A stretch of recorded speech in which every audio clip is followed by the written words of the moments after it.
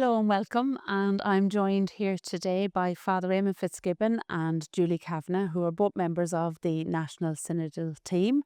And it's great to have you both here with us. We're going to have a little bit of a conversation around the journey we've been on so far in terms of synodality. And I just think straight away, we say it every time that we're in conversations with people. What do we mean when we talk about synods, synodality, going back to the very start? Julie? Yeah, I suppose, for many people back in 2021, when the whole notion of a synod and a synodal pathway in Ireland was first mooted, that this kind of seemed like a very strange term to people. It's not something that we as an Irish church are used to. And even as a Universal Catholic church, it's quite a new concept to be experienced in the church. And really, when you strip it right back, the notion of synodality and the way of synodality is quite simply walking together, journeying together, and listening to the Spirit as we make that journey together, and listening to what God is asking us and asking of us, and out of that, walking in a particular way, in a particular direction. But a key part of that is that we do that together, by Yeah. of our baptism. We have a shared identity and we have a pathway to follow, and Jesus is the way, is the truth and the light. And so together, in a synodal way, we journey on that pathway. On that pathway. And as some sense as being on a pathway, we feel like as if we're at a little bit of a milestone right now. I'm just conscious, I suppose, sometimes that even the word synodality still doesn't roll off our tongue that easily. And I'm just remembering that question that we asked way back, and about sort of like what is it that God wants from the church in Ireland at this time. Yeah, I think it's really interesting. And just to pick up on what Julie has said, for me, the word way is a key word in there. And in one sense, you walk away to Yeah. what is the way, how do we get there?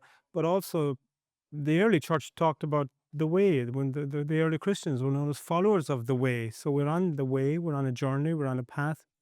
The other thing that strikes me about that is just exactly as Julie says, that we are journeying together, but it's a way of being church. That's the important thing. It's Yeah. a way of being church. It's not another program. It's not another something that we have to learn in that sense of designing a program that we roll out. It's how we are, how we work together, how we are as church. And I think that's really, really important. That's really key. Yeah, and do you think like I often think that when we talk about it being that way of being church, like there's anxieties around when we talk about it, like it's not a project, but it feels new, and then we're saying it's not new, it's something really old, and just that there's a kind of nearly a mysticism around what is it. Have we grappled with that at all? I wonder, to be able to just put it into concrete terms for people, maybe in parishes, people have taken part, and they'll still say, I'm not quite sure what we're doing yet.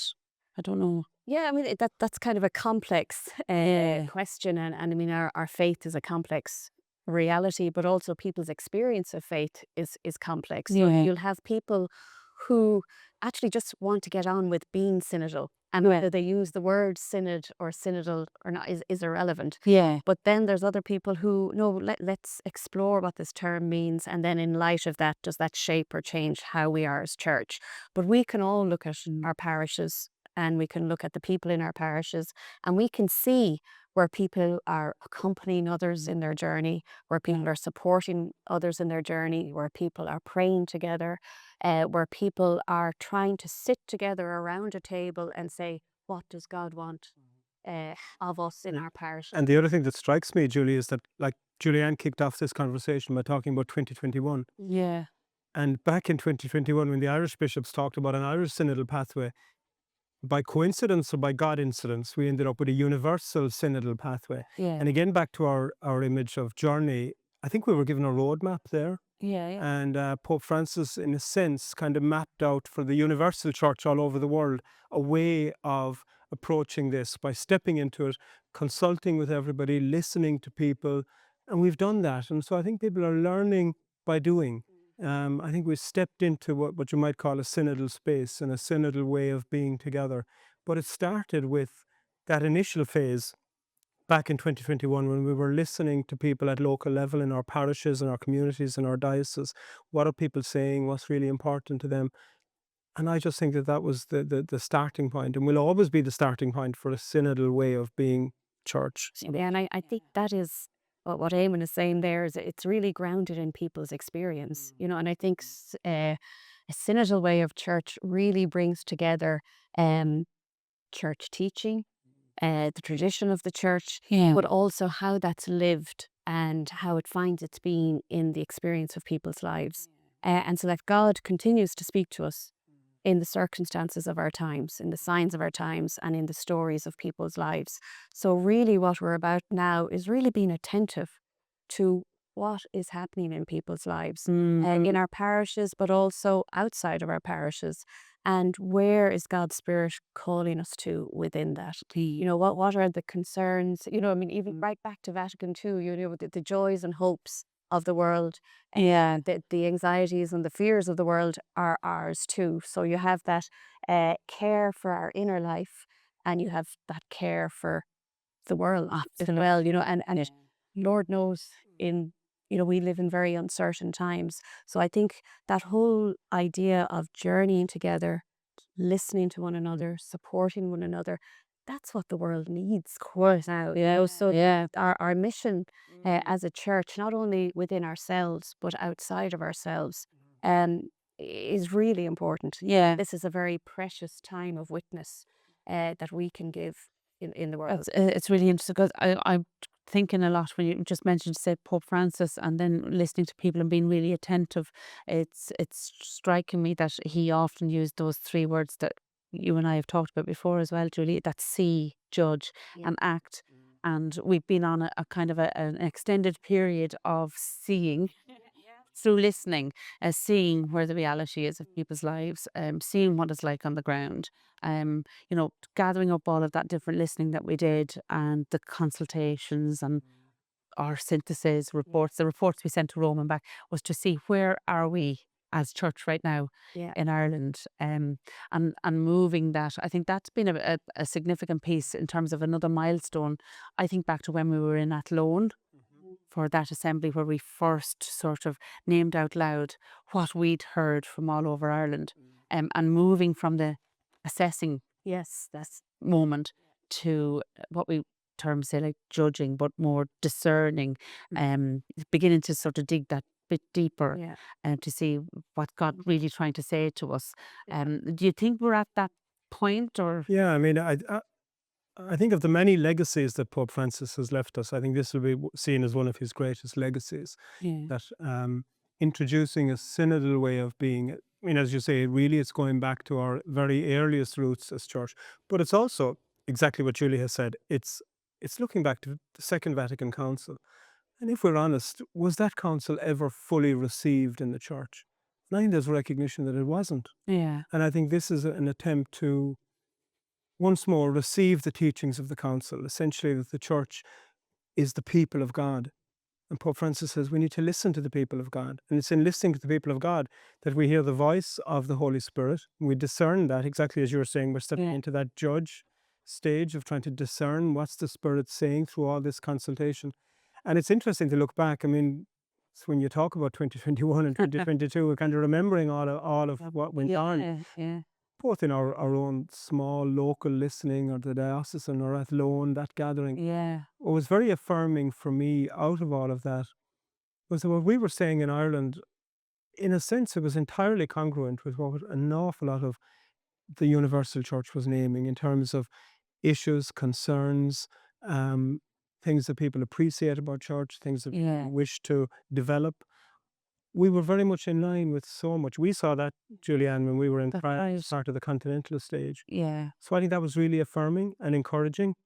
And I think it showed that the wisdom of Pope Francis, that if we really listen deeply to people, that the Holy Spirit is given space to communicate. Yeah. And we hear Yeah. the voice of God in there. That's it. I think like one of the words that always stays with me from all of that, like 4 years now, and as you say, that there was a kind of a connection with the rest of the world, where a yearning, Yeah. a yearning to be involved more, and a yearning to know more. Yeah. And Wasn't that the amazing thing about our Irish experience? That time and time again we heard from people like a sense that this was the first time they were being actively asked, Yeah. actively involved, from the very beginning in answering a question, that what does God want of us as Irish church? Yeah.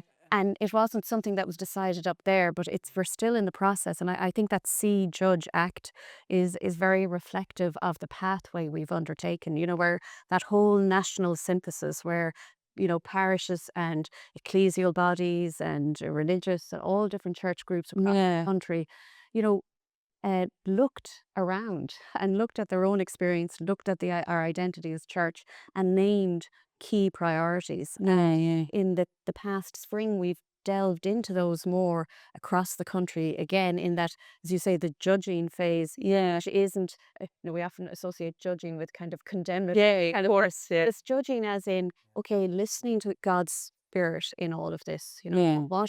What's emerging? What are the divergences and the convergences, and within that, what is the spirit stirring up in us, and that's kind of where we were at in the spring, and where we're moving. That's what we're carrying into the next phase of our work that leads to action, so that that what we're about actually finds expression, and that people can look and say, well, we're doing this because, or we go about this in this way because. I think that the early phase of our own journey, our synodal pathway, I think it caught people's attention, and I think it interested people because there's something a little bit edgy and a little bit risky about saying to people, we want to hear from you.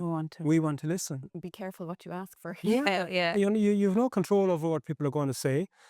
And I think we didn't try to control what people said, and we heard and we listened. And things will get raised, and things are named, and sometimes difficult things, and sometimes things that there are no simple or easy answers to, and you're trying to balance maybe different opinions. But for me, that was part of the joy of it, I think, was that there was an openness and a willingness to actually hear and listen and take people seriously and give them a voice, because surely if the church is the people of God, they must have a voice. They must be listened to. That's true. And just thinking about that, like, we got lovely gifts out of the universal process, because that methodology of having conversations in the spirit, like, was transformative for me anyway. I know, in terms of being somebody who was listened to, and then also being somebody who facilitated some of those spaces. It's a real privilege to see and hear what people were thinking and praying about deeply, and really wanted to impart to others. I think it was really important. Like that was a whole new way of listening to one another. Yeah. And even, in our own diocesan gatherings and in our own parish gatherings, again, time and again, you heard people say, this is a new way. That this is, we're not jumping into an argument. We're not trying to change your mind. That's it. We're actually reflecting on a question, sharing on it, and really listening to one another, and listening to, what's resonating, maybe what's making you feel uncomfortable, what's challenging, and then trying to seek understanding. And through that, actually, maybe we learn something, that we've actually come to a new depth of understanding. And I think our conversations as a result have a depth to them, that just trying to kind of stay on the veneer and make sure people aren't hurt, or make sure people aren't upset, that this way can actually allow us, to sit with the uncomfortableness, to be patient with one another, and to listen in a way that cares for the other. Again, about browbeating, but that is really caring. And that's a huge richness for us going forward. Yeah, and I think there's been a great recognition that conversation in the spirit is just a method that's really, really helpful, because a lot of the time you're dealing with issues that are, what they talk about, neuralgic issues, that people have a lot of strong feelings, and immediately it could drift into kind of rows or arguments or debate, or a kind of discussion that really just is circular. But the conversation in the spirit is exactly as you say. It's an opportunity to go deeper and to really listen to other people, and to allow ourselves to actually maybe be changed in that process of hearing others. But you had a lovely expression there, Julieann, about the gifts that we got from the universal process, because I think early on there was a concern. I think I certainly had it, there was an Irish Synodal Pathway, and now the Pope has announced it's going to be a Universal Synod. And how are we going to reconcile these? How are we going to run the two of these? But in fact, I think the one has been really supportive of the other and has really benefited it. And I think that has been right up to the present moment. That has been That's true. it. Yeah, because I've often said it's not that I don't think we wouldn't have done well. I think we would have worked together well and done things well, but I don't think we would have achieved maybe the depth Yeah, of yeah. of listening had we not had that particular gift. And the other one for me always is that, you know, actually checking back in. You know, I know, like, again, Rome called it sort of circularity, and everyone, oh, what does that mean? But it was just that sense of that we hadn't really done that well before either, that we checked back in with people. Did we hear you right? And are we moving in a direction that it feels harmonious, or that there's a consensus around the direction, Yes. rather than there being sort of winners and losers. Yeah. I think that was another, like, lovely gift, that we checked back in and we adapted if we needed to, and And then also moved on. there was a sense like we were doing this in Ireland, but the whole world was doing it. Oh, world. I mean, that was an extraordinary. I Yeah. mean, it was the biggest consultation of humanity to take place. Yeah. It was an extraordinary thing that what Pope Francis launched. So then there was a sense that what we were doing in Ireland wasn't kind of out left field or out like Yeah, the side. yeah. What we're doing is happening all over the world, like, and in churches and in parishes and in communities all over the world. And it was an extraordinary thing that everybody embraced that Yeah. throughout the world Yeah. Yes. and took part and fed back their own feedback and the fruits of their listening. I just think it's been an extraordinary experience isn't it? over the last number of years. Yeah. Yeah. Because I think it's one of the concrete moments for me, you know, in my life as a Catholic, where I felt Catholic with a small c, if that makes sense. You know, I felt Catholic, but just that sense that actually the church was huge, universal. It was bigger than me, where I grew up in my parish. You belong in it. And I belonged in the That's it, whole, yeah. and that was really invigorating as well. You know, to just see that conversation, kind of all the movement of everything, everybody's desires going into Rome and breathing back out. Yeah, the solid, yeah. and you know, The lovely thing, if you remember, with that initial document where they gathered everything together under that lovely title, "Enlarge the Space of Your Tent." But reading through it, they did a great thing in that they took direct quotes from different parts of the world. parts of the world. And it was lovely to see some of the Irish references in there. Yeah, But yeah. sometimes I remember reading it saying, well, you know what, we said something very similar to that, but actually it's Chile are saying that, or it's yeah, exactly. So it was really, really interesting to see all of that coming together. I mean, it was a huge piece of work, but again, as I say, it was very affirming, I think, of what we were at here in Ireland. So yeah, that has been, as you say, a gift to us in our own process as well. Absolutely. So that's been a great conversation so far on synodality, and I do hope you'll join us for another conversation on another theme very soon.